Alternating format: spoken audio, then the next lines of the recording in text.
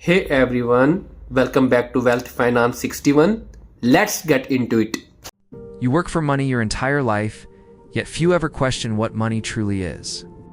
Numbers appear on screens, salaries shrink, prices rise, and debt quietly multiplies. Everyone participates, almost no one understands the rules of the game.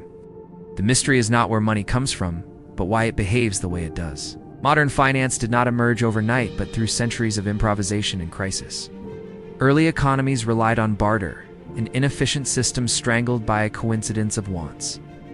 Precious metals became intermediaries valued for scarcity, durability, and shared belief. Gold and silver were not money by nature, but by collective agreement. Governments soon recognized the power hidden inside monetary control. Minting coins allowed rulers to standardize trade and quietly manipulate value. Debasement, mixing cheaper metals, created wealth for states and inflation for citizens. The pattern was born: authority expands. Purchasing power erodes, trust adjusts. Paper money accelerated this transformation from substance to abstraction.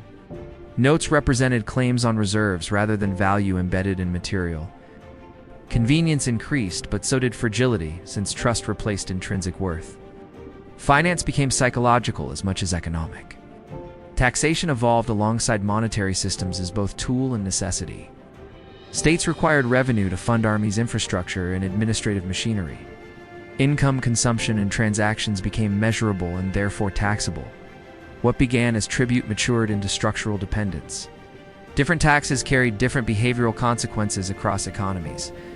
Income taxes targeted production, sales taxes influenced consumption patterns. Capital gains taxes shaped investment decisions and risk appetite. Every policy decision subtly redirected incentives and distortions. Filing obligations introduced a paradox still visible today. Authorities often possessed the relevant data, yet responsibility remained with individuals. Compliance became ritualistic, errors became costly, enforcement became normalized. Complexity itself grew into a silent economic force. Banks emerged not merely as storage houses, but as credit creators. Deposits rarely rested idle, instead circulating through lending mechanisms. Fractional reserve structures allowed expansion far beyond physical cash holdings. Stability relied on confidence rather than full backing. This design fueled growth while embedding systemic vulnerability. Credit expansion stimulated investment consumption and asset inflation. Simultaneous withdrawals, however, threatened institutional solvency. Confidence cycles became survival mechanisms. Interest became the price governing this entire architecture. Borrowers paid for access, lenders earned for patience and risk. Simple interest moved linearly. Compound interest accelerated exponentially. Time transformed mathematics into destiny. Debt dynamics revealed asymmetry invisible to casual observers. Small rates applied repeatedly produced large long-term obligations. Missed payments converted inconvenience into structural burden. Wealth and distress diverged through identical mechanisms. Inflation entered as both lubricant and destabilizer of economies. Moderate inflation encouraged spending, investment, and debt servicing. Excessive inflation punished savers, distorted planning, and fueled uncertainty. Purchasing power declined without visible confrontation. Causes varied, yet outcomes shared familiar characteristics. Demand surges, supply constraints, and expectation feedback loops intertwined. Price signals lost clarity, wages lagged, tensions intensified. Monetary authorities intervened with blunt instruments. Interest rate adjustments became the primary stabilizing lever. Higher rates restricted borrowing, dampened demand, and cooled expansions. Lower rates stimulated activity, risk-taking, and credit growth. Each shift redistributed pain and opportunity unevenly. Recessions followed as recurring features rather than anomalies. Economic contraction revealed excesses accumulated during optimistic phases. Employment declined, spending retreated, confidence fractured. Cycles proved structural, not accidental. Policy responses often repeated despite mixed historical results. Stimulus packages, liquidity injections, and regulatory reforms proliferated. Short-term relief sometimes masked long-term distortions.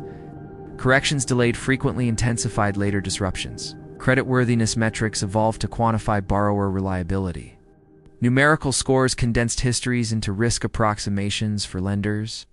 Access to housing vehicles and capital hinged on behavioral records. Trust became algorithmic. High scores reduced friction, low scores amplified financial penalties. Borrowing costs diverged independent of actual income or assets. Reputation economics reinforced discipline, yet entrenched inequality. Data dictated opportunity. Underneath these mechanisms lay the deeper abstraction of money itself. Currency derived function from collective belief rather than physical substance. Digital entries replaced tangible exchange instruments. Value persisted through coordination and trust.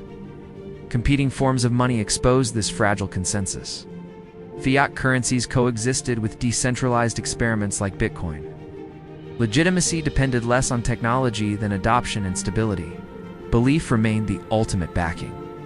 Investing arose as defense against inflationary erosion and stagnation. Capital allocation promised growth participation and wealth preservation. Diversification reduced exposure, patience magnified compounding effects. Inaction carried hidden cost. Asset classes reflected different relationships with risk and time horizons. Equities captured corporate expansion, bonds monetized lending arrangements. Real estate linked income to physical scarcity and leverage. Outcomes varied, discipline dominated.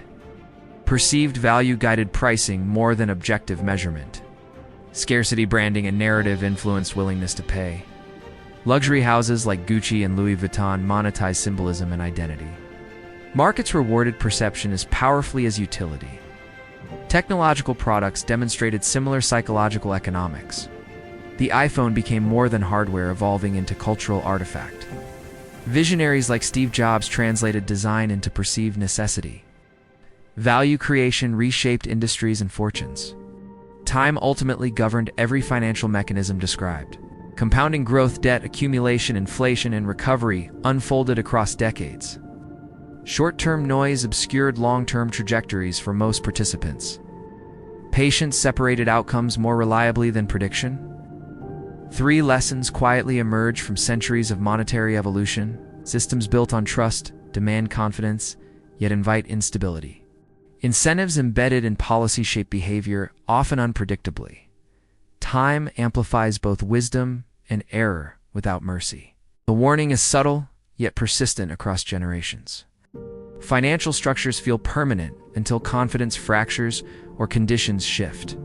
Complexity disguises fragility, while familiarity breeds complacency. Stability is rarely guaranteed, only temporarily achieved. The unresolved question remains for every participant in the system.